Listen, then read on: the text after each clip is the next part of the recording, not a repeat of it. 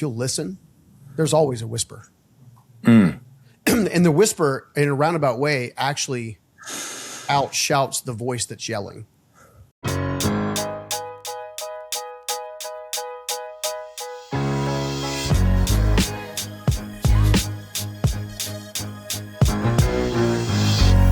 I lost over $324,000 in 9 months trying to build an Amazon business.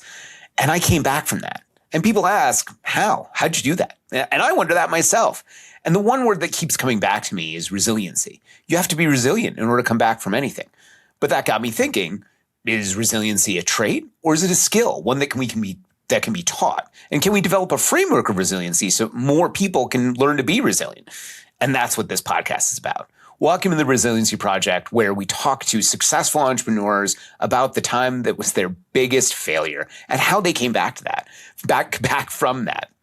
My guest today, Stephen Scoggins, homeless at 19, a company worth upwards of 9 figures in one lifetime. How do we do that? How do we come back from that? Stephen, so nice to meet you. So nice to have you on the show. Nick, what's up, my brother? How you doing, man? I'm great. It's so good to see you. We met out in Vegas with our common friend, David Meltzer. Yeah. And, we got to talking, and I definitely wanted to have you on the show because, as I said, during our sort of pre-recording here, the first question I ask, tell me about your biggest failure and how'd you come back from that?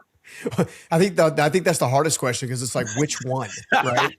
I tell you the one that pops up. The one that pops up was not listening. So giving a little insight is I've historically owned a handful of companies at a time. Founded them, grew them, lost them, sold them, all the different possible scenarios you can think of. And one of the things that was interesting is while I was building a second company, thinking that I had got the right management team in place and stuff like that, I went through a pretty significant embezzlement, mainly because I took my eye off the ball. I wasn't paying attention to the financials in a deep way. I wasn't on the premises or being present in the building as much as I would have liked to, because both locations were kind of spread out about 40 minutes apart from each other. So I spent quite a bit of time in the thing that I was just uber passionate about and loved, and took for granted the thing that had been feeding me and growing for decades. And I think that was probably the most recent one that really pops up in my heart and my head when it comes up. That experience cost me about $1.7 million in unaccounted for forensic accounting. I can neither say or whatever where the money went. But the grand scheme of things is I lost the money and had to jump back into this company literally overnight and start rebuilding. Fortunately, I was able to go through about a 2.5-year period of hardly any sleep, tremendous travel. My kids at the time were, it's funny, this about me. I'm like 5'5", right? So I'm not a very tall guy, but my kids are like 6 foot tall. It gives me hope, by the way. Huh? Say what? It gives me hope, by the way. That's right. What was really interesting about that was they grew about 6 inches from the last time that I physically saw them to the next time I got to see them. Because I would get home at, call it midnight, and I'd be out the door again by, 4 a.m., 5 a.m. all over again. I would be lying if I didn't say there were many times I was like, what am I even doing this for? Why am I killing myself? And at the end of the day, I think there were really 2 motivating factors. One of them, of course, was my family, right? That's making sure that they didn't have to suffer in ways that they didn't earn, right? They didn't make the decisions to do the things that happened that caused this spiraling of sorts. And the other thing was, I think I felt like I had an accountability and responsibility to the team that I've been building. So to give you an idea, at that time, my largest company had consolidated revenues about 65 million of annual revenues, give or take, right? And at that point in time, we were doing about 3,500 or 4,000 homes a year. The company I owned was a siding company, not sexy, but it worked. I started with a nail and a hammer. For anybody that's done any research on me whatsoever, that's a whole cool story of its own. Not because of me, it's because of really what I feel like God did through the whole situation. But in this whole transition, right, this rebuilding of sorts, we had about 400 people working for us across 3 states at the time. So most of what I was doing a bit of a triangle, driving to and from these different locations, trying to pull it together, trying to keep the customer relationships intact. I was also working through what I would call subversive behavior. My then management team was putting stuff in the marketplace that was factually inaccurate, such as you're going bankrupt. At that time, we had a few $1,000,000 of liquidity in the bank. So much so that I had to have all of the various labor that we had, installers that we had, meet me at my office, and I paid them on the spot, one right after the other. Wow. Just like this, Wow. just to prove that we are not going anywhere. At least that was the hope and the desire. And yeah, I mean, terrible diet. I gained a bunch of weight during that season. I barely slept during that season. I didn't see those that I loved during that season. I mean, I call it walking into the fire. And, now one of the things I learned from that experience is to always open yourself up to walk into the forge willingly. Because when you resist the change, you resist the challenge gets to persist and last longer rather than just going into it and say, hey, what do I need to learn from this experience? And I need to learn a lot of things. I had to learn what parts of myself, leadership-wise, had led to that as even being an option.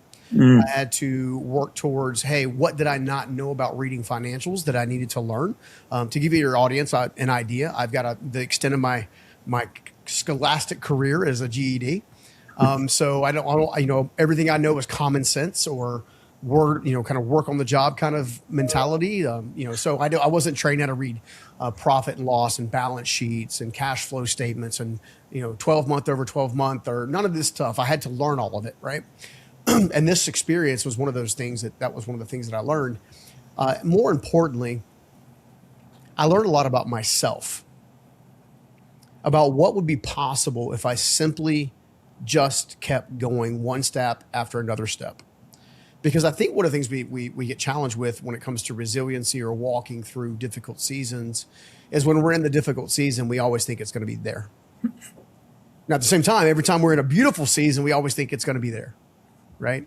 And This too shall pass. Yeah, Right? Exactly. And what comes next will be greater. That was from my first book, one of my first mentors. What was really interesting about this whole situation was old man Myrick, who I talk a lot about.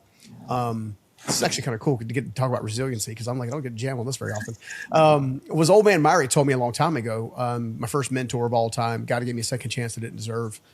He told me a long, long time ago before he passed away in 2003, to never essentially get so wrapped up in the hype, and never get lost in the back, right? So never get so excited that everything's beautiful and wonderful, amazing, and then never get so downtrodden. Oh my God, it all sucks. It's all falling apart. I'm never gonna go there. What he taught me to do is be grateful in the moment, but always live in the gray. Was kind of his frame of reference. He's like, could it be beautiful and wonderful? Yes. Could it be difficult and challenging? Yes. There's actually beauty in both journeys. Yeah. Hearing you talk, Stephen, it's one word just keeps coming up for me, and it's accountability. In so much of what you've said, you've held yourself accountable. And it's so easy, I think, especially for folks who actually know your background. We're going to talk about that. You're not going to get off that. We're skipping ahead to the investment story. But how did you develop that? How did you develop that sense of, some of this is on me? Because I think it's really easy to play the victim and say, there are circumstances conspiring. It's that guy's fault, right? It wasn't me. That guy stole from me. Where did that come from to develop that sense of, this is me and I got to take care of it now? Really, really wild. All right. So I'm a person of faith, right? So I people know that about me. And whether you call him Jesus, Yeshua, Hashem, God, whatever presence is in my life. Okay. The reason I say that is because I don't know that I was given an out. When I went through these difficult circumstances and situations, I think radical accountability became one of the precursors of what was to be learned. So what I've done in every iteration, because I didn't get it right with all these different trials, right? So jokingly, we like to joke and say my life was a lot like Forrest Gump or Joseph from the Bible, right? Lots of ups and downs, arrogance and whatnot, and kind of goofy behavior. But I think the circumstances didn't even start to become manageable until I took accountability for my own choices. And I've got a new book coming out next year.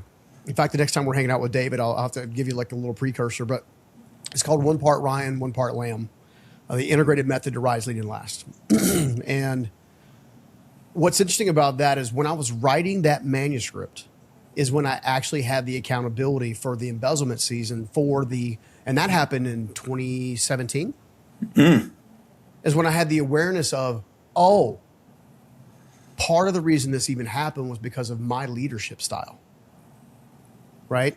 Either I was overly assertive and overly aggressive. We call that the immature lion, or I was completely self-abandoning and people-pleasing, like whatever you guys want to do. And I would swing back and forth, right? And when I went through that difficult season, there was about a year before that I was going through a marital difficult season that kind of like had me focus completely on the marriage and not on the business. So then the people that were helping me operate the business who said they had my back, all they saw was how much money was coming into the company, not necessarily realizing how much money was going out of the company. You see what I'm saying? And I think that's where seeds of greed started. I think that's where seeds of distrust started.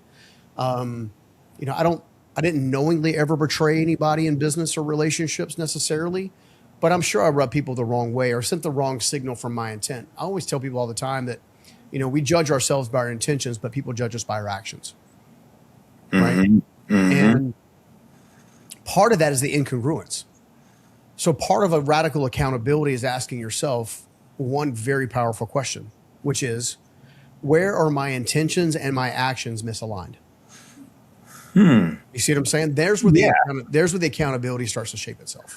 I love that. I always try and think about, if someone was watching me, what would they think my intention was, right? If I'm not doing the work, right? So then I must intend not to do that work, right? Yeah, for sure. So that's, I think, a great mechanism to hold yourself accountable. I want to hear about the story about the empty step off an overpass into traffic and then how that ended up into a siding business. That's got to be the story for resiliency. Yeah, I told you there's lots of them. So to give you a little indicator,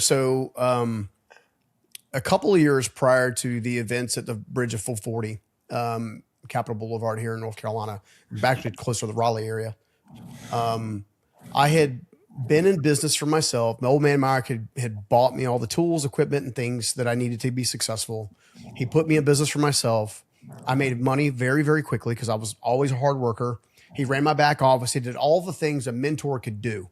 He basically handed me a business environment, if you will. And part of that was losing.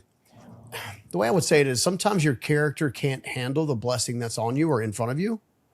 And part of the maturation process is letting that take place.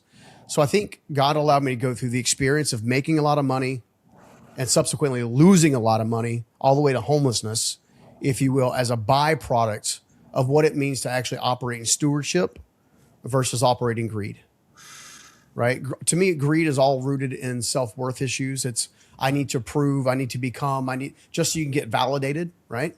You have to have the applause. You have to have the recognition. You've got to have the status symbols. And it's taken me a long time to die to those things, if I'm being completely honest.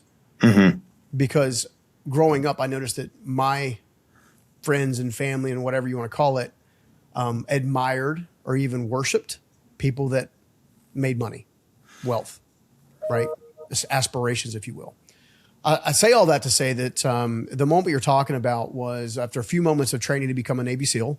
I went to start working. I never made it to BUDS, but part of the boot camp training, part of the enlistment process was I would start working with local SEALs immediately upon executing my then contract, if you will, and had spent the better part of 6 to 8 months after the homelessness thing. So I started to recover, right? Got in the best shape of my life. Got into this moment of complete okay, finally things are clicking. My best friend from high school, my cousin at the time, were both in the Navy.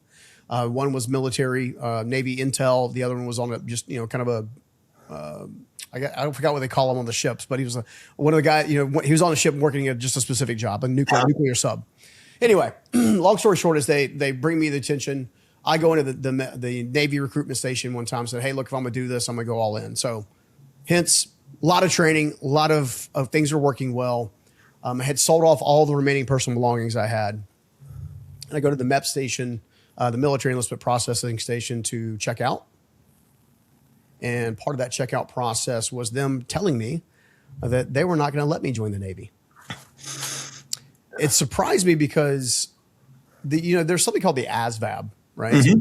It's a court, the document or not a test to, in theory, determine how smart you are or some form of that, right?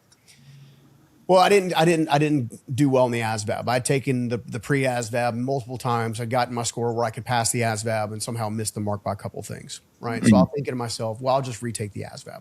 They're like, no, you don't understand. In part of your physical evaluation, we discover that you have pretty serious scoliosis in your back. And we think that unfortunately this is not going to go anywhere. It makes no sense for you to enlist at this time, which is really interesting because this is like the late 90s. Yeah. And at that time specifically, there was a giant, call it recruitment / hiring frenzy for military personnel. And so in that moment, you have to kind of go look back at the entire story. 9 years old, I'm taking care of my little brother and my grandmother, right? As a child, learning to cook, clean, be a physical crutch for my grandmother, right? By the time I'm 11 years old, I'm on job sites, working my butt off every day that I wasn't at school, if you will, nights, weekends, holidays, right? Working in the hot sweat in summers, buying my own school clothes and stuff like that by the time I was 13. Try to help my dad save the house in foreclosure by giving him all the money I had, selling my beat up car that I spent so much time saving up for. Like all these different circumstances where I was kind of coming in to save the day, right? Then trying to have a successful company, having a company, losing a company, then trying the one thing that everybody in the world could do, which was join the military at that time. And here I was failing at that. So when I began looking at my life holistically, I tell people all the time, when I walked out of the MEP station, it's like I held it together until I walked out the door. But as soon as I walked out the door, like I could not see where I was going. I was crying so hard. And I tell people all the time, and it sounds silly because they used to see this in like Bugs Bunny type cartoons, but you have the devil on one shoulder and an angel on the other.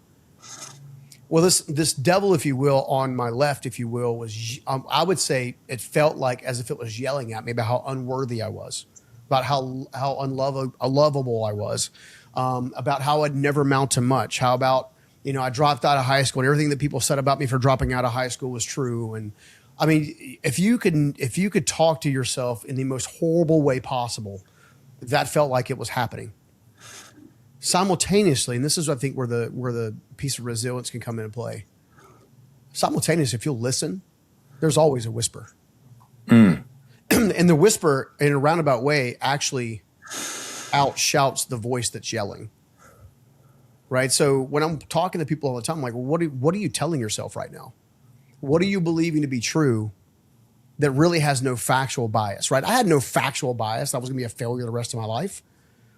I had circumstantial evidence that life had been challenging. I had circumstantial evidence to think that, well, life would likely continue being challenging, but it wasn't finite. It wasn't concrete, right? So anyway, long story short, I get to the top of this bridge. I got a broken Nokia 5160 phone in the bag, a red Timberland t-shirt, and a pair of jeans. Okay. Pull out the phone, start dialing the numbers. Call the first person, my mom, no answer. Right. This is back in the answering machine days, right? We had to put a tape in a device, hit the play button. Called my father, same thing, no answer. Called my grandfather, was super important to me, all the way throughout his life until he passed away, and tried him. I got a busy signal. And about that time, I actually kicked the shoes that I was wearing off beside me on this, because this rail was like a tubular railing. And I sat on top of the tubular railing and just kind of kicked the shoes off to the side. And this is going to sound terrible, but this is also truthful, is that my goal was to actually toss myself in front of a large vehicle to quote unquote make sure that whatever happened, I didn't feel it. Right. So I was going to be gone. Okay.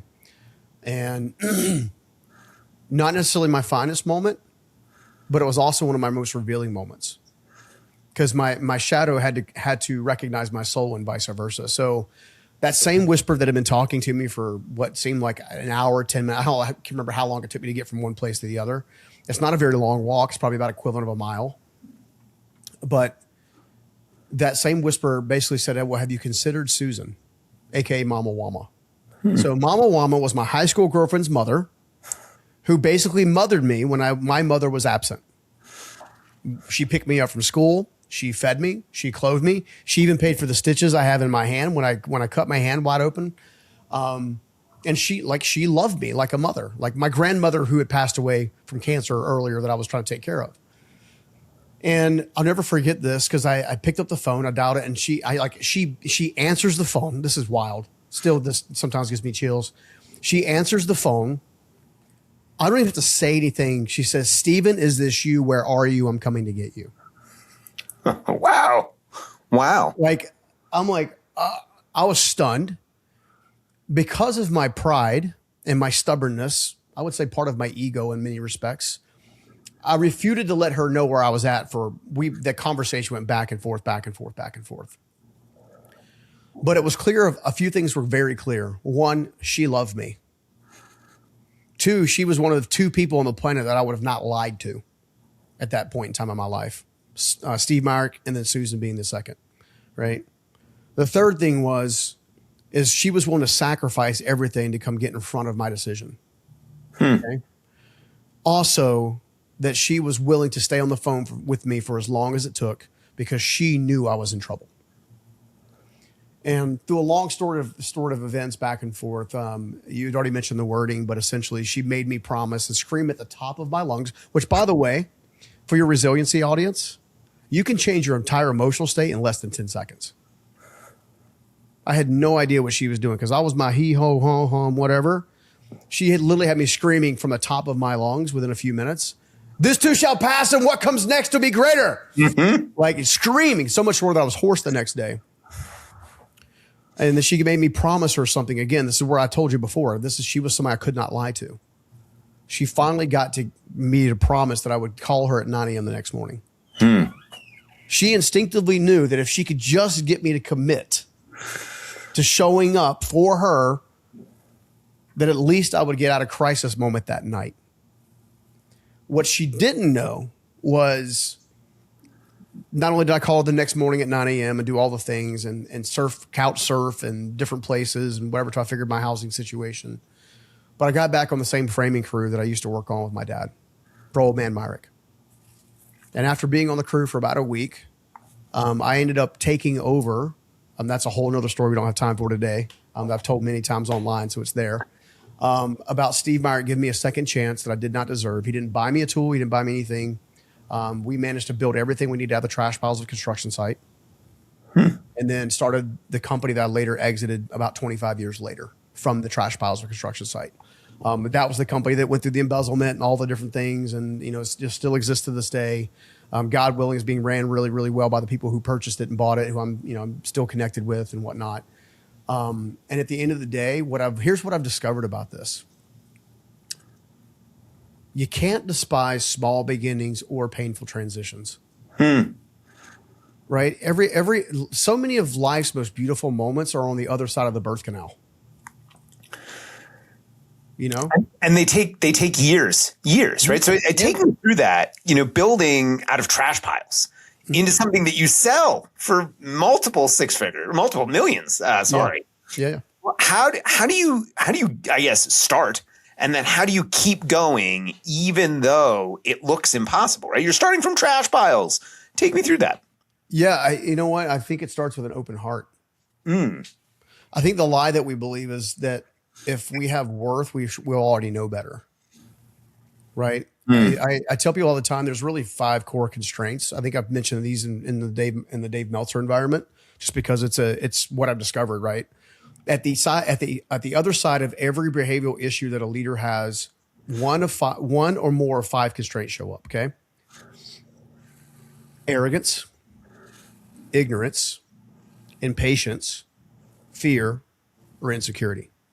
The tricky part is all 5 of them operate at the subconscious level, right? They're not things that you can see through your intentions, but other people can see through your actions.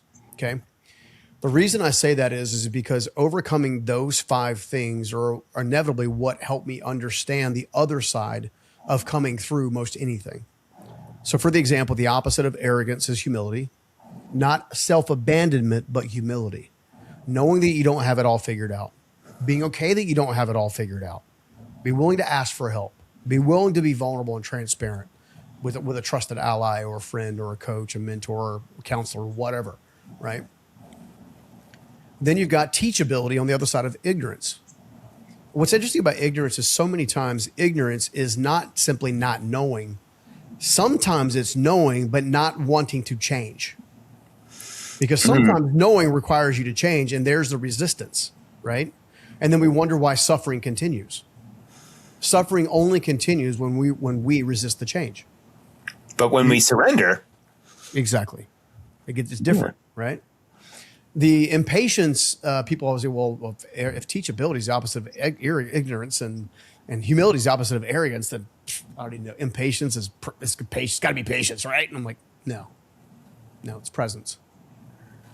It's having the ability to be where your feet are. See, most of us, especially where we're at chaos's door and in crisis mode, the emotional energy inside of us is randomly colliding with itself at such a level, right, that it's almost impossible to be where your feet are. Right. So I'll share this with your audience too. The biggest mistakes I've ever made in building businesses outside of not building myself along the way is out of dysregulation, being emotionally just chaotic and just and it's the crazy part is it's physical. So one of the things I tell people all the time to do that are coming into a crisis moment or heading out of a crisis moment is like, go move your body. Go move your body. Get the energy out. It cannot recirculate and it can't get out unless you're physically active. Right? Yeah. And that's how you kind of get there. Fear, on the other hand, the opposite of fear is trust. Right. So this was a big one. This was a hard one for me to learn. I'm still navigating it at times at different levels nowadays, but trusting that whatever is happening right now, it's cliche, but it's true, is not happening against you. It's happening for you. It's setting you up, right? Everything, Nick, that you've seen me do and some of these dinners and other things we've shared, the thing in Vegas and all the things, all of that is on the other side of suffering. Like I legitimately wouldn't be of any value to the people I'm trying to serve today had I not go through those circumstances years ago. Right. Nor would I have the empathy to love on them in the moment. I mean, no one wants to hear everything, all success stories. That's what Instagram is for. Yeah. Right. Yeah. Well, everyone over there is just crowing, but it's never without that suffering. Yeah. Ever. Yeah. Well, so I tell people that I actually believe that there's a new type of leader that's being born right now. And I'm happy to be one of the outspoken voice people of it. And it's called what I like to refer to as the integrated leader. The leader who can carry strength and surrender simultaneously. But in order to carry strength or surrender simultaneously, you first have to understand how strength is built, right? And how surrender is built. You have to understand that both of those concepts happen under compression and load. You surrender, you learn to surrender by pressure and load. You learn to build muscle tissue by surrender and load, right? You can't get it all right, and you can't blame yourself or shame yourself when you don't get it right or get it wrong. Instead, it's like, what can you learn from this moment? Like, I feel like I'm a much stronger and better leader nowadays. Like I help high capacity leaders as much as I humanly possibly can. And the reason I think I work with high capacity, these are people that can carry great amount of load. But most of us aren't taught how to carry the load. So we have this calling. We've got this thing we're supposed to do that I believe God has put on their life to do. And it could be any type of business. It could be any type of ministry. It could be any type of sport activity. It could be just being the best parent you can possibly be, because the kids that you're stewarding are going to be amazing humans doing amazing things in the world, right? No matter what that is, it's still there's still a pressure. A good friend of mine would say there's a cost to every calling. In fact, during the embezzlement thing that happened, I was notified the night before I was going to step on stage and teach for 3 days straight. Okay, 3-day seminar used to be called Transform You. And one of my mentors, coaches, confidants, friends was already planning to be at the event. And she came in and I had told her a couple of nights before, like the night before, what had happened. And I went to go like get, what they call it, consoled. I went to go hold on to her and like give her a hug and like, just let me cry. Just please let me cry. Right. And she literally stops me and she says, "Oh no, honey. Oh no, honey." I'm like, what do you mean? Right. And I'm an adult. I don't have a problem sharing my tears. Right. She shakes her hand and she's doing that. She goes, "Oh no, honey. there's a cost to every calling, and you can't go to where you're going next without going through this door. Some doors are legitimate birth canals. And I use that because a birth canal, by definition, is under the most intense pressure that a human body can go through, with the exception of like making diamonds. Like the pressure to give birth, not just for the child, but also for the mother, is extreme levels. But it's shortly after that season of the, what do they call it, labor pains and all the labor and all the things that go into it, that all of a sudden now you lay this little beautiful thing, angel, in the parent's arms for the first time, and all the pain is almost erased almost instantaneously. You see, when you're trying to walk through a difficult season, if you're so focused on the pain, you're never going to get to the beautiful result. If you will walk into the forge willingly, walk into that transformation, that change willingly, without resistance, what can I learn? What questions do I need to ask? Where do I need to be better for myself? Where's accountability needed in my life? Like, and actually spend time there, you're going to get through the birthing pain a whole lot easier. Right? Yeah. Yeah. And I mean, listen, so speaking of birthing, you birthed the company, you sold it. Mm-hmm. So tell us, Stephen, what are you up to now? What are you doing nowadays? You know what? I think, I tell people all the time that the greatest purpose in life you'll ever have is serving the person you used to be. Now, that quote has now been carved up and cut up by a dozen different types of thought leaders in different ways. But essentially what I'm trying to do is I'm trying to be Steve Myrick to as many people as humanly possible. Okay. Right. There are versions, and this, I share this with every leader, even with the new work that you're doing, Nick. I think it's really powerful. It's like, especially when you start putting yourself out there and you start trying to communicate what you've learned along the way, it has to come from the heart of service and a heart of experience. And what Steve Myrick gave me was a second chance I didn't deserve. And in many cases, a lot of really high capacity leaders have gone through very difficult situations and circumstances, and they want to give up. They want to throw in the towel. And they don't realize that on the other side of that one decision not to is the biggest blessing of their entire life. So a lot of times I'm spending time with high capacity leaders, instructing, teaching, speaking, making sure they fully appreciate and understand what it takes to build something a meeting and how to carry the load successfully so it doesn't crush them. We call it helping them scale with peace. So. Wow. And so, all right. So, one of the things that we do here on the Resiliency Project is we ask our last guest to ask our next guest a question. Oh, nice. And our next question comes from Matty Uller, who is also in the David Meltzer world. You may have met him out in Vegas as well. But he asks, if you could paint the picture of your life in 5 years without any fear or restriction at all, what would that look like? Where would you be? What would you be doing? And what would the quality of life look like? It's really beautiful is I'm actually sitting in a huge chunk of it. I call it contentment. Debt-free, liquidity on the books. Sure, there are things I'm navigating. But I think I would spend the vast majority of my time doing what I'm doing now, which is traveling and helping other leaders. When I'm not doing that, I'm spending time with my beautiful family all over the place. So I would say that about 50% of my annual investment is going to be investing in great leaders. Sometimes I'm actually investing in their businesses, sometimes not. There's a whole process for that. And the other 50% of my time is just literally being the greater good to my family. So I would say traveling is a huge chunk of it. As you know, I'm on the road a lot. I'll say on the road, in the air, somewhere traveling back and forth. But I think I would do those things because they all allow me to give back. And so, I mean, all this traveling everywhere else, where's one fixed place? Where can people find you and reach out to you? The easiest place to find me online is probably going to be StephenScoggins.com with a PH, STEPHEN, SCOGGINS.com. What I'm really interested, though, is we have a tool that I built that I wish I had 20 years ago. We called it the Aligned Leader Index, and they can find that at StephenScoggins.com/leadership. The reason is it's a 7-minute assessment that will tell you your number one internal bottleneck, your number one business bottleneck, and your number one leadership bottleneck. And it does without making you feel convicted or shameful. So I would encourage them to do there. If not, I'm going to be in LA quite a bit next few weeks, back and forth, New York. So obviously come see us.